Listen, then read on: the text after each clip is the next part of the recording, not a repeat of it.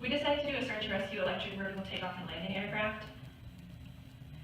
In order to define our mission scope, we found that there is a need to provide a way to rescue injured mountain climbers who need some sort of way to get off the mountain quickly and seek medical attention. In satisfying this need, we came up with one goal, which is to produce a cost-effective and environmentally friendly aircraft. And so our main objective in our entire mission will be to safely rescue the people who are trapped without adding further injury to them, as well as further injury to anyone participating in the rescue. And we plan to target larger mountains like Mount Everest and K2 because they have more difficult terrains to navigate. And so we're hoping that with an electric VTOL aircraft, we can outweigh what the helicopters can do, and people will turn to us to use our aircraft. Going along with that, some of our potential customers, our first one is guided climbing tour companies, because right now all they do is just provide the tours, and if someone gets trapped, they have to call someone else for help in a rescue. And so ideally, they would be able to in-house the rescue operation.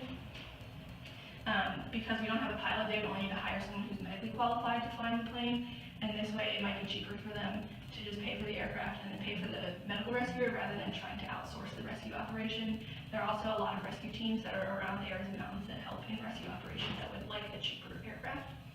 Some stakeholders, the main one we thought would be insurance companies, because if there's a cheaper way to do a rescue, they save money because they don't have to pay as much for the rescue, and they can still charge the customers the same amount for the insurance premium. So that would probably be interesting to them. And then governments and militaries also participate in rescues a lot, so they would be interested in a cheaper aircraft that is environmentally friendly.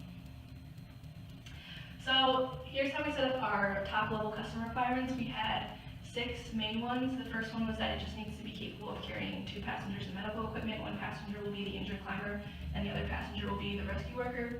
It also needs to be able to make a 40-kilometer round trip mission in under 2 hours, and this will account for going up to the rescuer, flying to the hospital if needed, and flying back to base camp.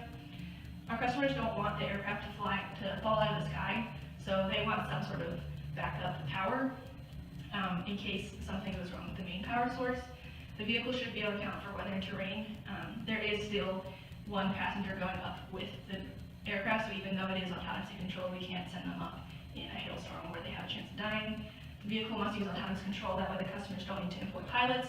And lastly, we must certify the aircraft with FAA, so it has to follow all FAA guidelines, and any customer who buys the aircraft is going to want the aircraft to be certified. So this is a general overview of our concept of operations. We are planning to equip our climbers with some sort of tracking device. So our first step will be to receive a distress signal from that tracking device. We will use our navigation systems to fly to the location of the beacon signal. We will hover over the aircraft while we initiate the rescue mission. We'll lower a stretcher with the rescue worker who will attach the injured person, raise them back up. We'll fly to the hospital if they are in fact injured, and we'll return to base. Our concept of operations covers 3 different scenarios. The first scenario is where we have someone who is injured in a fall or an avalanche and they need medical attention. So we'll go up, save them, fly them to the hospital, and the aircraft will return to base, which is the rescue worker. The second is, unfortunately, there are a lot of dead bodies on mountains that are due to avalanches, and we would now be able to locate those bodies with a beacon, and we'd be able to fly up and bring them back. That's one big hazard with climbing Mount Everest, is a lot of times the bodies can never be recovered. Hopefully we'll be able to recover more bodies. And the third is, sometimes climbing these big mountains takes longer than people think, so they don't have enough supplies, they don't have enough equipment, and so when they get to the summit, they realize they need to go back down much faster than they prepared. So instead of having them risk too quickly going down the mountain in the mission, they can alert us with a distress signal, we'll fly up, get them, and just return to the base. In this case, we would skip the hospital step. So the project life cycle is a total of 3 years. 6 months of this will be the advanced studies, 11 months will be the formulation, and 19 months will be the implementation. Pre-phase A will take 6 months. During this time, we'll study different rescue situations in different terrains, climates, and altitudes. We'll also study the pre-existing technology on the eVTOL aircraft. At the end of this, a mission concept review will be produced and the project will be ready for formulation. Phase A will also take 6 months. Here we'll define the mission success, which would be rescuing the person with no further injuries and getting them to the hospital in a timely manner. We'll also define the mission minimum, which is just rescuing the person and getting them back to base camp. We'll perform different trade studies about weight versus system redundancies, pilot versus no pilot, and how many medical supplies are needed. At the end of this phase, a system requirements review and a system definition review will be done. Phase B will take 5 months. The purpose of this is establish a design solution so the project will be ready for implementation. We will refine the concepts and requirements, and we'll complete our technology developments. At the end of this, a preliminary design review and a non-advocate design review will be completed. Phase C will take 6 months. Here, this is the beginning of the implementation of the project. We will create a final baseline, demonstrate that the requirements are met, complete all of our drawings, and complete a critical design review. At the end of this phase, we'll begin fabrication of the test and flight components. Phase D will take 10 months. The system will be assembled, tested, and verified that it has met all of its requirements. We'll prepare it for deployment, and a flight readiness review will be completed. After this, the eVTOL will be launched. Phase E is to prove that the eVTOL will be ready for customer use. We will implement our mission operations plan, collect data, and update some risks. This will take about 3 months. The duration of the system operation is undefined because we don't know how long the customer will be using the aircraft for. During phase F, which is closeout, we will create our disposal plan. Our functional architecture lays out a typical rescue mission carried out by our rescue system, and it can be broken down into 6 fundamental processes. The mission itself begins when a distress signal is received by our base station. This distress signal is sent out by a climber who needs assistance for whatever reason, and this includes their GPS location. Our base station will then take into account temperature, wind speed, and weather conditions, and begin planning a flight plan both to the distressed person's location, as well as from that location to the hospital and back to the base station. We then begin the second phase, which is deploying the eVTOL, which is finalizing the flight plan, alerting the local airspace that a flight will be taking place, performing a pre-flight check, and then taking off from base. At that point, we will fly to the distressed person and initiate a hover above the target. Once we have initiated the hover, we begin the 4th stage, which is rescuing the distressed person. In doing so, the rescuer will lower down the stretcher.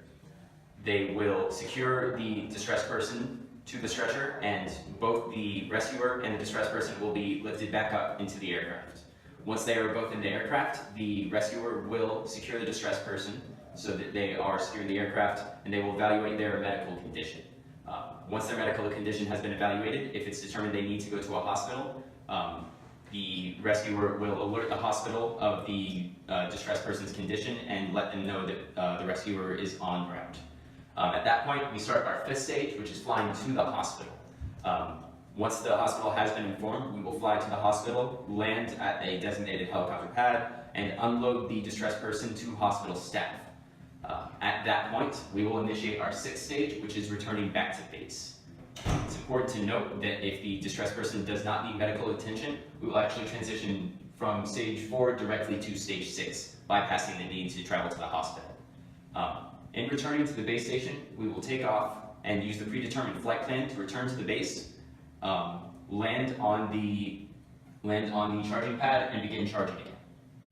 So our rescue system breaks down into 3 main systems. First is the base station. This is everything that's on the ground, from structural to charging, all this base station stuff that's going to be on the ground. Next are aircraft. This is everything that's flying, from propulsion systems, medical supplies, staff, and all the rescue equipment we're going to need to get the climber off the mountain. Next is our beacon locator. This is going to be in the hands of the climber that we're rescuing. It's going to be GPS location, communications, and user interface to make sure they can let us know that they need help and we can get to them safely. Now, zooming out to look at our entire product breakdown, we're going to see that the base station is broken down into structural stuff, charging components, and solar panels that are going to be used to charge the aircraft. But the largest breakdown is under the aircraft. That's because we have propulsion systems, both vertical and horizontal. This is going to include a whole rotor assembly and 10 different motor assemblies that break down even further. Along with that, we have navigation systems, rescue apparatus, cabin assembly. That's going to be all of your medical supplies. We're going to need to actually treat the patient on the aircraft, as well as everything that's underneath the beacon locator. Now, if we move to the work breakdown structure, you're going to see all the services that need to go into the system as well. We're going to have a lot of communication systems. We need to be able to talk to the hospital, we need to be able to talk to the base station, the aircraft, and we need to be able to talk to the climber that's on the ground to let them know that help is on the way. Also, when we're trying to plan our flights, we need to make sure we alert local airspace and let them know that we're on the way. Also, we have project oversight. This is all of our managerial stuff, data handling, making sure that we keep track of mission successes and failures and how to plan for future operations, as well as maintenance. We have to keep the aircraft up and flying, we have to make sure everything on the base station works and all that kind of stuff. Now, if we zoom out and look at the complete work breakdown structure, you're gonna see that underneath the base station and on the aircraft, we have even more systems we have to worry about. You know, this is stuff like mission planning from the base station, flight tracking, making sure we know where the aircraft is at all times, making sure the airspace is still clear around it. And also on the aircraft, we have to make sure that we're aware of terrain and weather conditions at all times, and that we're situationally aware, that we know what's going on around us, and we can adapt to changing things. So if we look at our requirements, we chose, our first example was weight, because weight shows the flow down of requirements really well. So we started, our first requirement was our max takeoff weight, which we gave a weight of 815 kilograms, and so this is the maximum weight that we can get off the ground, that is physically possible for us to get off the ground. And so we further broke max takeoff weight into total payload and empty weight. Total payload includes rescue payload and medical payload, while empty weight includes the weight of the APU, which is built into the aircraft, the landing gear weight, and the medical payload, all of which should be attached to the aircraft, and we are considering empty weight for these purposes. So as we see, we have one max weight, and it breaks down, and all of these weights will add to being the max takeoff weight. The other requirements that we wanted to show, because we're dealing with a lot of weird conditions and terrains, we had a lot of flight conditions that we had to consider. The first was the altitude. We are trying to fly at very risky altitudes that are much higher than the normal, so we had to make sure that we include a requirement about that to make sure that whoever builds this aircraft knows the altitude that it has to operate at. The next was the visibility, and even though the aircraft is not being piloted by a human, it's being autonomously controlled, the rescue workers still need to be able to see the mountain as they're being lowered from the stretcher. So in this sense, we had to make a visibility minimum so that we don't send them flying into the mountain. The wind limit broke down into the overall wind limit for the aircraft and also for the stretcher support. The aircraft has to be able to fly in high winds because it's pretty windy around mountains, especially as you get higher. And the stretcher support also needs to be able to be stable in the wind, so once we lower it, we don't want the rescue worker or the person being rescued to flip over, fall out of the stretcher, do anything crazy. We want to minimize the injury, not cause more injury. And the last one broke down also, so it was an operating temperature. It can get pretty cold, especially on Mount Everest, and then other mountains can get much warmer, so it has to be able to operate in a wide range of temperatures. And along those lines, whatever materials the aircraft is being made out of has to not deform in those temperatures and has to act the same as it would both when it's cold and when it's hot. So looking at our contingencies, we decided to break down 3 different contingency values: structural weight, cost, and schedule. Contingencies are the planned additions to the resource, and so even though structural weight will theoretically increase over its lifetime in the design phase, the contingencies will decrease because as you finalize your design, you should have less room for contingencies. So as we see here, all 3 of these at each control gate, they will have a different contingency value that has decreased since the last control gate, and by the time we get to the flight readiness review, we should be pretty low and pretty close to 0 because we don't really want to have any contingencies at that point because we should have our final design cemented by then.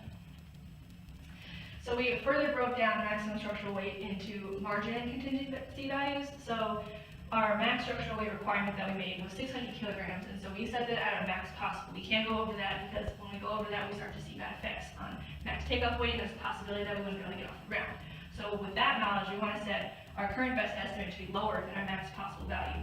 So our current best estimate right now is 450 kilograms, and so with this knowledge, we can start the design here and plan to have a contingency and a margin that goes up. So that way, even if for some reason we have a lot of people working this design, somehow our structural weight goes up, which it's bound to do, our maximum expected will be 530, which is still below our requirement, and it still leaves us room to have unexpected growth without exceeding our requirement. So margin and contingency is our way to make sure that we don't exceed the requirements that we set for ourselves. So cost and schedule over time, unfortunately, will both increase.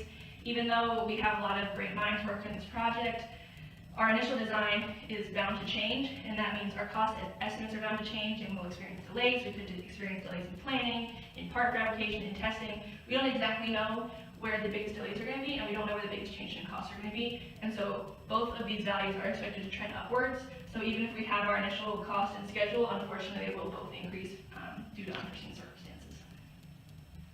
So a little look at our performance parameters over time.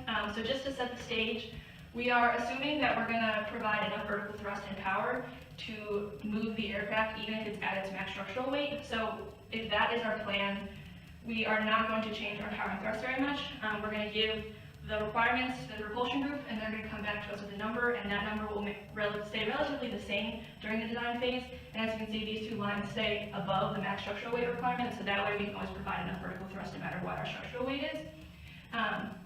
As I said before, the structural weight is expected to trend upwards. When you put a lot of people together, your first design is not always your best design, and so you might have forgotten something in the beginning, and so our weight will increase. Since we're not changing our thrust, but our weight is increasing, that means our cruise speed will decrease.